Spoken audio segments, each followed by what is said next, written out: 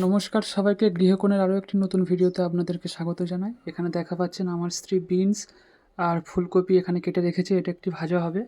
আর এখানে কুমড়ো আলু কোটা আছে, আর ওখানে সয়াবিন ভিজানো আছে। ওখানে কাঁচা লঙ্কা, টমেটো, রসুন, পেঁয়াজ, আদা আছে। এটা দিয়ে একটা ডালনা মতো হবে আজকে, নিরামিষ। আপনারা সাথে দেখতে থাকুন, আমি রান্নার ভিডিওটি আপনাদের সামনে তুলে ধরতে চাই। আদা রসুন বেটে নেব।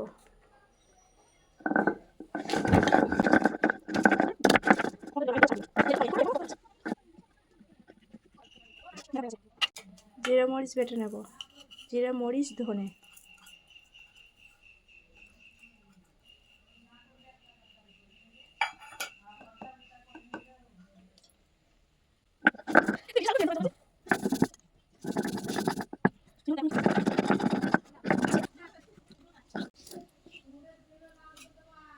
জিরা মরিচ বাটা হয়ে গেছে, তুলে নিলাম।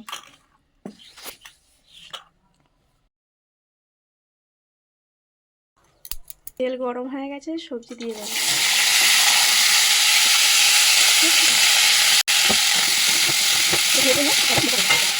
আর একটু দিয়ে দেবো লঙ্কা গুঁড়ো, লবণ। একসাথে মাখিয়ে নিয়ে তারপরে জল দিয়ে চাপা দেবো। এবার চাপা দিয়ে দেবো, সিদ্ধ হওয়ার জন্য। সয়াবিনগুলো জল থেকে নিংড়ে তুলে নেব।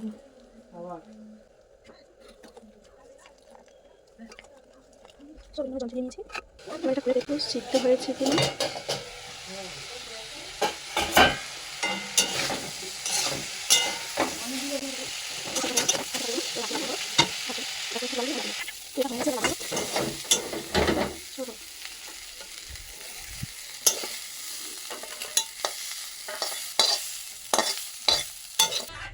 কড়াইটা ধুইলাম না, এর মধ্যে এবার সয়াবিনটা দিয়ে দেবো, দিয়ে ভেজে নেব।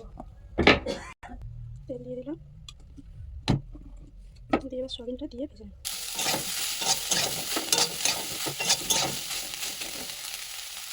সয়াবিন ভাজা হয়ে গেছে, তুলে নেব। কড়াতে এবার তেল দিয়ে কুমড়ো আলুটা ভেজে নেব।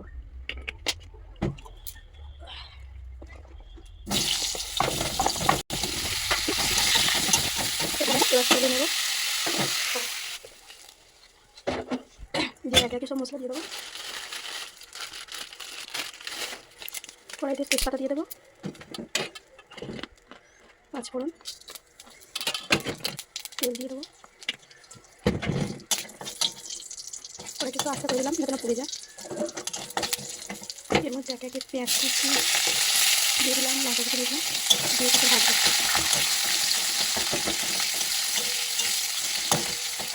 পেঁয়াজটা হালকা হালকা লাগিয়ে এসছে, এর মধ্যে রসুন আর আদা বেটে রেখেছিলাম, সেটা দিয়ে দেবো। কড়াইটা ধরে রাখতে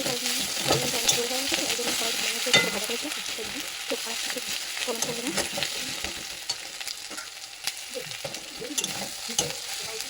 টমেটো কুচিগুলো দিয়ে দেবো, মশলার মধ্যে কুমড়ো আলুটা দিয়ে দিলাম।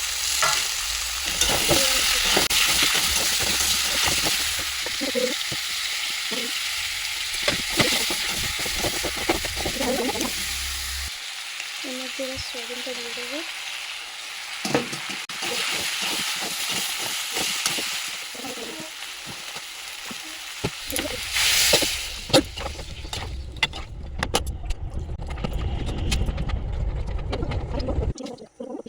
দিয়ে দেবো। হয়ে গেছে, তরকারিটা সিদ্ধ হয়ে গেছে, দেখতেই পাচ্ছি এগুলো সব সিদ্ধ হয়ে গেছে। এবার জিরে মরিচ যেটা বেটে রেখেছিলাম ধনে, জিরে আর মরিচ, সেটা দিয়ে দেবো। এবার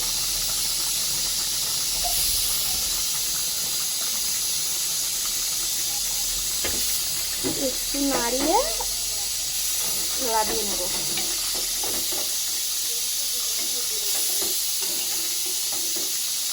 তো আমার রান্নাটা হয়ে গেছে, কমপ্লিট করে ফেললাম। তো এমন নতুন নতুন ভিডিও পেতে আমার পাশে থেকো তোমরা।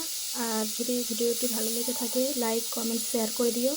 তো টাটা, বাই বাই, সবাই ভালো থেকো।